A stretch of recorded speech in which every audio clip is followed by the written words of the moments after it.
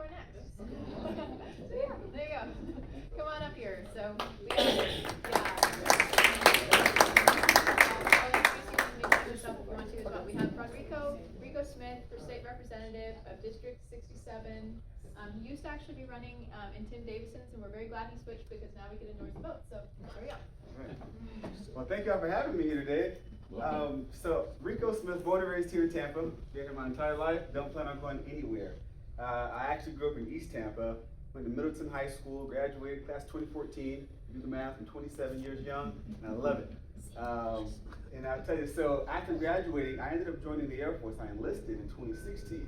And I enlisted as a biomedical technician. Did that for 6.5 years, and now I serve as a finance officer at MacDill Air Force Base in the Air Force Reserves, and I love every single moment of it. My community engagement is a little different, so I actually serve in the Boys and Girls Club of Tampa Bay, corporate. So we oversee 28 locations throughout Hillsborough and Pasco and Pinellas counties now. But here's the biggest part, is that we impact 22,000 kids that come through our facilities every single year. It's a really cool mission that we have there at the Boys and Girls Club. And I also serve on the Hillsborough County Hospital Authority Board. So we are the landlord for Tampa General Hospital, and I am the treasurer for that institution as well. And so I have a very deep affinity for the community and have been for quite some time. But the reason why I ran is because of the simple fact of the system is broken and we continue to see the same perpetual motion, right? Elected official gets in there, they promise everything, and then guess what? We as constituents, we have to hold them accountable and get them out. And so this is why I'm running. Got into this race, and you look at my opponent, the Democrat, she is the House Minority Leader. She is one of the most powerful Democrats in the state of Florida. But the interesting part is that she's been there for 6 years. This seat in the USF New Tampa area, all the way up to the county line, and it comes down to Brandon, goes through Mango, to Little Sassa, and Seffner. That seat she's held, right, used to be a Republican seat 6 short years ago. It was flipped, unfortunately, but she's been there, and this last cycle alone, every session, you have 7 bills that you can pass as a state legislator. 6 of her bills died in committee, never even hit the House floor, okay? One of those bills in particular, which was kind of alarming but funny, is that it was going to prohibit the discrimination of hairstyles and make it a term of race. And you go, what does that have to do with anything? I don't have hair, right? And why does that matter, right? We should be focused on the real issues like skyrocketing property insurance, right? Yes. How about appropriating those dollars back to Hillsborough County, right? For infrastructure and roads, community projects. We're focused on hairstyles. The second one though, and this should alarm every single person in this room, is that one bill was going to undo the provisions by a bill that was passed by 2 of my endorsers, one Senator Jay Collins and the other one Danny Alvarez. It prohibits any foreign entities from acquiring industry and agricultural land here in the state of Florida. And it took it a step further by saying you cannot buy land within 20 miles of a military installation. The Democrats, led by herself and the others in the Senate, said no, that's discriminatory. Make it 1 mile around the military bases and allow China and whoever else. She wanted to undo those very provisions this year alone. That's not for America, it's not for Florida. That goes to show you where their mindset is. You need to get behind a candidate, and there is a primary candidate that's running against me as well. But I'm the candidate who knows the issues, number one, who has built a coalition of support, and who has the ammunition that can actually get this across the aisle, right? Not only in this primary, but ultimately getting her out of that seat in November, because she's taking money from every which kind of crazy pack from China. She's gonna take, I'm sure, some George Soros money might come in last minute like it did before, right? And that is what we are going up against, a powerhouse. But I'll tell you, at the state level, right, it's about having a coalition from top down, because we have to work with our local school boards. We have to work with our local county commissioners, right? I'm just gonna tell you 2 of the bills that were passed that I'm actually very proud of. One was by Representative Bernie Jock, who is a endorser of mine, and he is a state representative over in the Largo area, Pinellas County. It was HB 1451, and to your point, Billy, this was to prohibit any counties or local municipalities from accepting illegal documentation from known illegal immigrants, all right? It was gonna supersede and say, no, that it's not okay. That is one step to ensuring that we have safe and secure elections, right? That is what I can implement at the state level as your next legislator, right? And taking it further, another bill that I really like is that goes to our school board members. HB 1291, which was the Educator Preparations Program, another bill that was sponsored by Representative Bernie Jock. And that was to ensure that we taught the education, right, and the curriculum to what it was. To not distort that. Don't throw in there that DEI and CRT and all that. No, all right? I woke up black for the last 27 years, okay? I had someone tell me the other day, wait a minute, you're racist. You can't, how can I be racist? I'm a black man, right? And I'm at the Big Tent Party, okay? Crying out loud, all right? I don't see that color, and I've never been prejudiced upon, right? Because it's about the character of the person, who you are. And when you're sitting here trying to teach our next generation of children that because you woke up black, because you woke up Asian or whatever race, is that you're automatically inferior? No, that's wrong. Keep that out of our schools. And that is what I stand for. And so I'm proud to say that I have a slew of endorsements, one obviously being the ROC of Florida. I'm very, very thankful for that, and Bob White and his team. I also have the endorsements of the Florida Family Action, also endorsements of Congresswoman Anna Paulina Luna, Bernie Jock, Tampa PBA, the Fraternal Order of Police of Florida, and many others. I have my flyers over there, and I'll be happy to pass them around. But I tell you, please, if you know anyone that lives and resides in that New Tampa, USF area over in the Brandon area, please share the message, because we have to mobilize. And after what took place on Saturday, I'm telling you, we're on the last straw. Because if we do not get this across in November, it's going to screw us all. And we're watching the degradation of our country before our very eyes. So I thank you all again. Rico Smith, August 20th primary, and I thank you for your vote, and thank you for your time. We have plenty of time, actually. We have a supermajority within the Florida State Legislature. Yet we failed to pass election integrity bill, which would have gotten rid of foreign voting machines, severely restricted vote by mail, made sure that we would have citizenship bill. Yeah. Those were all shut down by supermajority. Bernie Jock couldn't get them out of committee. We couldn't get permitless. We couldn't get 2A open carry, and we couldn't get a medical freedom bill. Yeah. All brought by grassroots activists put those together, and they were stopped by the leadership. Are you prepared to take on that leadership when they stop those bills? Because they did. Rhetoric in Pasadena. I'll tell you one even better. So my campaign, I'm not running some crazy multi-million-dollar campaign. I don't have hundreds of thousands of dollars coming into my PAC, right? Because it's based on the community engagement and my constituents. And I said it before, and I'll say it again. All right, to stand behind people like the Anna Paulinas, right, Lunas, where her average donation was $13, right? When you look at the Bernie Jock, where he's out there door knocking, and he hasn't taken any crazy bit a lot of his money. No, it's about the community, and I'm willing to go up against leadership, because here's the thing, we have the supermajority, but I tell everybody else, just because we have supermajority doesn't ensure that we're just gonna get everything across the finish line. Nope, exactly because right. guess what, as Republicans, we're notorious for it, we cannibalize ourselves time and time again.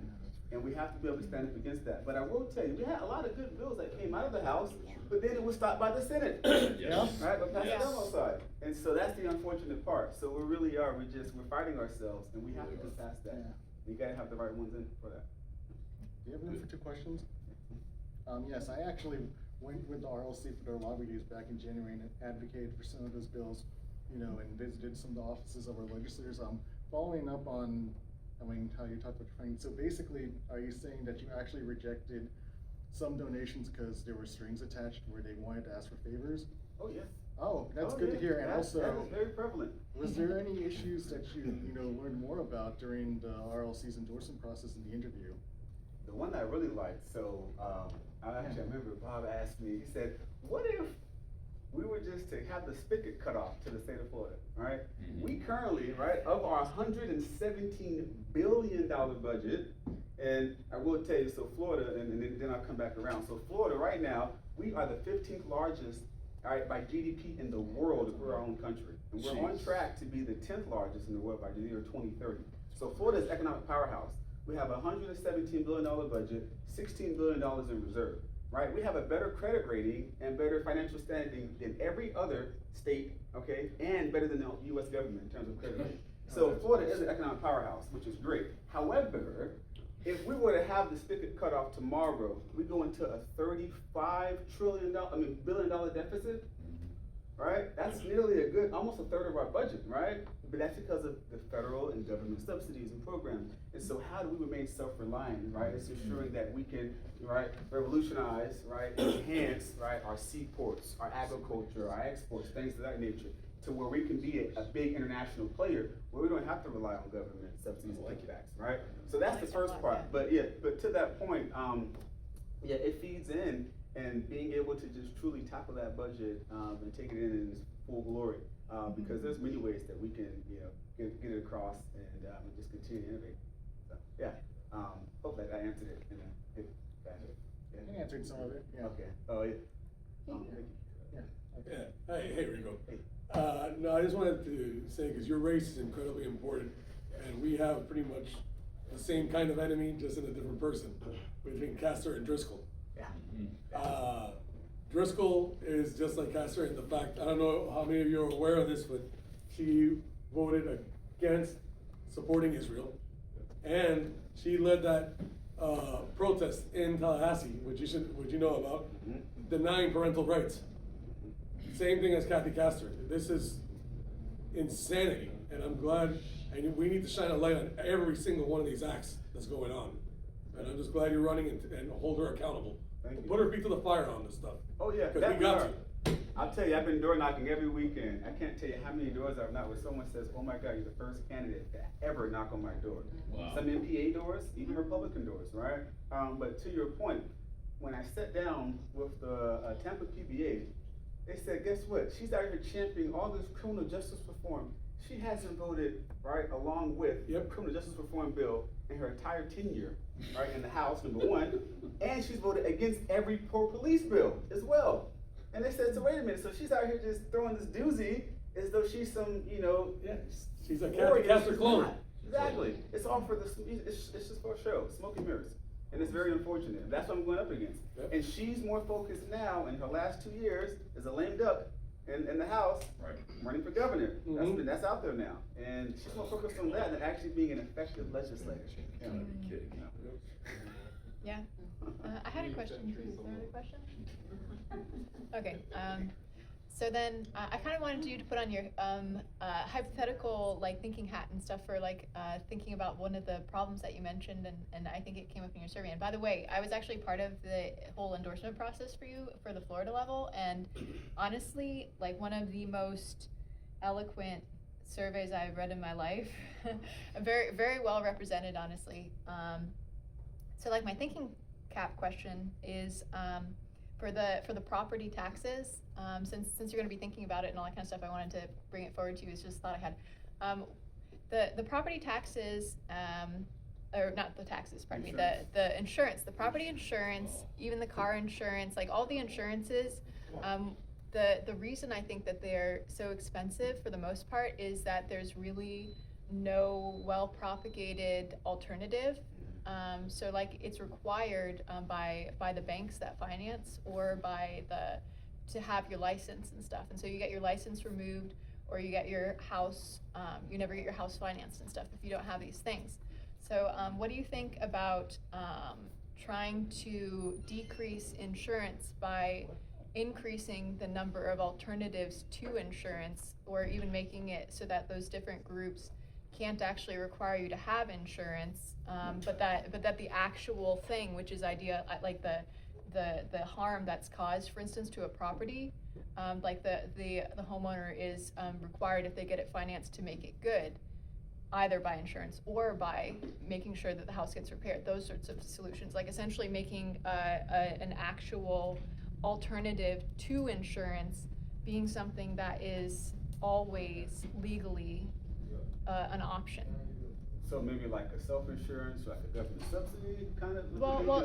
More self-insurance, but just making good, you know what I mean? If somebody finances a house, the reason that they get you to get the insurance is that if hail hits your house, then if you then can't make payments and they get your house, then they financed it for a house that didn't have hail damage on the roof, and now it has hail damage on the roof. However, if you were required just to make good, i.e. to make sure that the property continues to hold the value that it did when it was financed, rather than requiring insurance, then that would be an alternative to insurance. And the reason that the insurance keeps on going up is for a number of different reasons, but one of them is essentially that it is required, and so when something is required, then essentially you get a lot of like, I scratch your back, you scratch mine kind of situations, Yeah. you know? Well, that is So, yeah. one. I could even say hypothetically, right? Let's say you were looking at possibly like a gap insurance, right? Based on the damages, then to what the actual value is. But that kind of goes into like the HELOC, if you will. One that I proposed actually, and I've sat down and spoke to a few individuals about this, is the possibility of doing a dwelling and roofing, so separate policies, versus just having the one combo. That allows, if you're not within a floodplain, area, evacuation zone, not in a coastal area, then you're able to go without the roofing, right, a lot of the times. Because a lot of times when there's flooding, right, that comes in through the dwelling, through need. That's not coming in a lot of times from top down.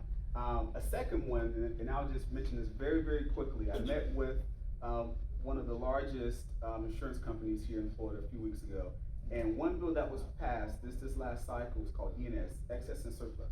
Okay, it was a bill that specifically targets property owners here in the state of Florida that have dwellings here, second and third, that live outside the state.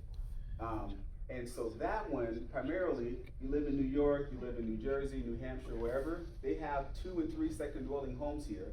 You have what's called 2 declinations. They go to the insurance companies that don't provide coastal insurance, then they run to CPI, Citizen Property Insurance, and they say, oh, hey, look, I got declination letter, now you have to take me now. And then they run to CPI, which has historically been about 60 to 40% lower than what's actually on the market.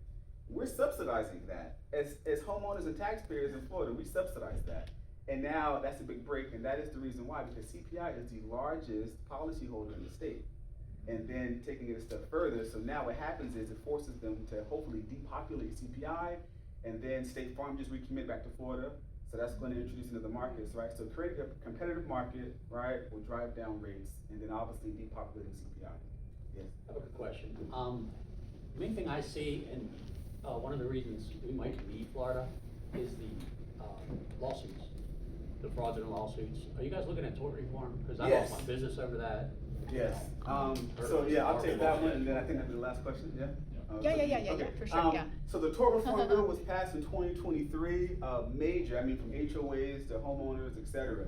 That, and then the study has shown that we really won't see the effects of that until about 18 to 24 months out. But what I will tell you, what is nice is that State Farm recommitting shows, hey, that's a huge deal, right?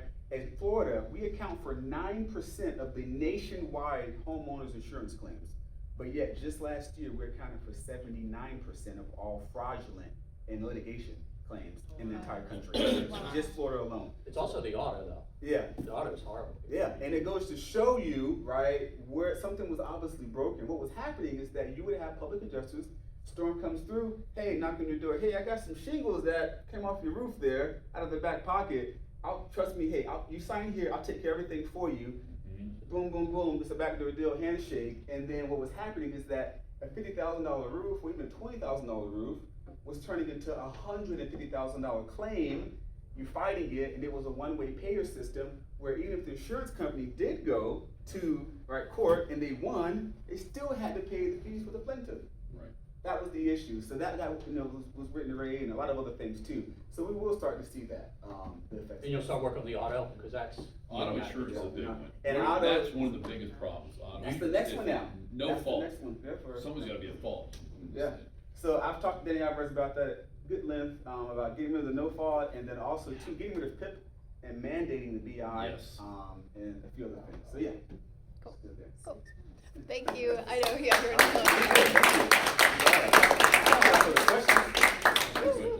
Thank you. Okay, cool. I'm gonna come on up here again.